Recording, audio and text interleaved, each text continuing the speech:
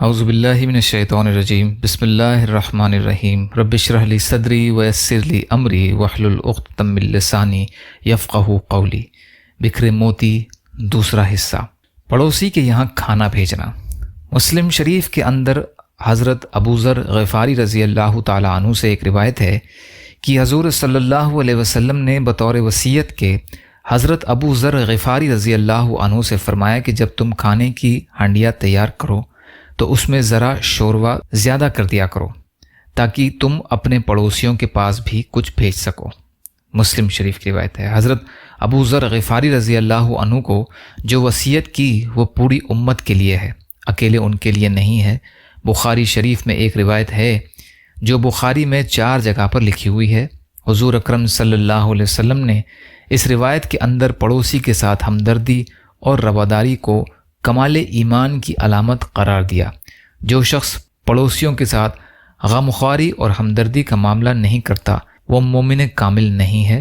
چنانچہ حضور اکرم صلی اللہ علیہ وسلم نے ارشاد فرمایا، جو شخص اللہ تعالیٰ اور آخرت پر ایمان رکھتا ہے تو وہ ہرگز اپنے پڑوسی کو تکلیف نہ پہنچائے، اور جو شخص اللہ اور آخرت پر ایمان رکھتا ہے وہ ضرور اپنے پڑوسی کے ساتھ ہمدردی اور اکرام کا معاملہ کرے، اور جو شخص اللہ اور آخرت پر ایمان رکھتا ہے وہ ضرور مہمانوں کی مہمانداری اور ان کے ساتھ عزت و اکرام کا معاملہ کرے۔ بخاری کی روایت ہے یہ۔ جب ہمسایوں کے ساتھ ہمدردی اور رواداری کا معاملہ کرنا کمال ایمان کی علامت ہے تو یہی اللہ اور رسول سے محبت کی علامت ہوگی۔ جس شخص کے اندر یہ صفات موجود ہے اس کا اللہ اور رسول سے محبت کا دعویٰ سچا ہوگا، اور جس شخص کے اندر پڑوسی کی ہمدردی نہیں ہے اس کا اللہ اور رسول سے محبت کا دعویٰ جھوٹا ہے۔ یہودی پڑوسی کا حق۔ ترمذی شریف کے اندر حضرت عبداللہ بن عمر رضی اللہ تعالیٰ عنہ کی ایک روایت ہے کہ جب ان کے یہاں کوئی بکری وغیرہ ذبح کی جاتی تو وہ پوچھا کرتے تھے کہ ہمارے یہودی پڑوسی کے پاس تحفہ پہنچایا ہے یا نہیں۔ ترمذی کی روایت ہے یہ، اس لیے کہ پڑوسی کا حق اللہ تعالیٰ نے بالکل الگ تھلگ رکھا ہے، چاہے مسلم ہو یا غیر مسلم، ہر حال میں اس کا حق ہوتا ہے پڑوسی ہونے کی وجہ سے۔ لہٰذا ہمارے ہندوستان کے اندر ہر طرف سے ہندو بھائی ہمارے پڑوسی ہیں، ہم کو ان کا بھی خیال رکھنا چاہیے۔ پڑوسی کے بچوں کی دل شکنی سے بچنا۔ حضرت امام ابو حامد غزالی رحمۃ اللہ علیہ نے احیاء العلوم کے اندر نقل فرمایا ہے کہ تم اپنے گھر کی عمارت کو اتنی اونچی نہ کرو جس سے پڑوسی کا گھر ڈھک جائے اور اس کے گھر میں ہوا پہنچنے سے رکاوٹ بن جائے۔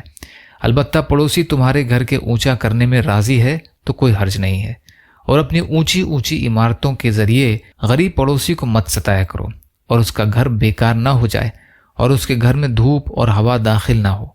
اور جب کہ تم بازار سے پھل فروٹ خرید کر لاؤ تو پڑوسی کے یہاں بھی اس میں سے بھیج دو، ورنہ اس کو اپنے گھر میں خفیہ طور پر داخل کر لو۔ اور تمہارے بچے پھل لے کر باہر نہ نکلیں کہ اس سے پڑوسی کے بچے کبیدہ خاطر ہوں اور اپنی پکی ہوئی ہانڈی سے اور اپنے پکوان کی خوشبو سے پڑوسی کو مت ستاؤ۔ ہاں، البتہ پڑوسی کے یہاں اس میں سے کچھ بھیجنے کا ارادہ ہو تو کوئی حرج نہیں ہے۔ احیاء العلوم۔ یا اللہ ہم سب کو کہنے سننے سے زیادہ عمل کی توفیق عطا فرما۔ یا اللہ مظلوم فلسطینیوں کی، کشمیریوں کی، روہنگیا مسلمانوں کی اور مسلمان جہاں بھی پریشان حال ہیں، ظالموں کے ظلم کا شکار ہیں، آپ ان کی بھرپور مدد فرمائیے۔ ہم سب کو اپنی استطاعت کے بقدر اپنا حق ادا کرنے والا بنائیے۔ یا اللہ آپ قادر مطلق ہیں، ہر شے پر قادر ہیں، آپ کے لیے ہر چیز آسان ہے، ہمارے لیے بھی آسانیاں پیدا فرمائیے۔ صبر کرنے والا، شکر کرنے والا اور اچھی طرح عبادت کرنے والا بنائیے۔ یا اللہ آپ نے ہمارا ظاہر بھی اچھا بنایا ہے، ہمارے باطن کو بھی اچھا بنا دیجیے۔ بغض، حسد، جلن، کینہ، تکبر، ریاکاری سے ہمارے دلوں کو پاک کر دیجیے۔ صبر اور شکر اور اچھی طرح عبادت کرنے والا بنائیے۔ یا اللہ حلال میں سے دے دیجیے، حرام سے بچائیے، اپنے خیر سے بے نیاز کر دیجیے۔ آپ جیسا بہتر سمجھیں ویسے ہماری حفاظت فرمائیں، اور آپ جو بھی فیصلہ ہمارے لیے فرمائیں اس کا انجام ہم سب کے لیے بہتر فرما دیجیے۔ ربنا تقبل منا انک انت السمیع العلیم۔ اللہم لا تسلط علینا من لا یرحمنا ولا یخافک فینا۔ اللہم اجرنی فی مصیبتی واخلف لی خیرا منہا برحمتک یا ارحم الراحمین۔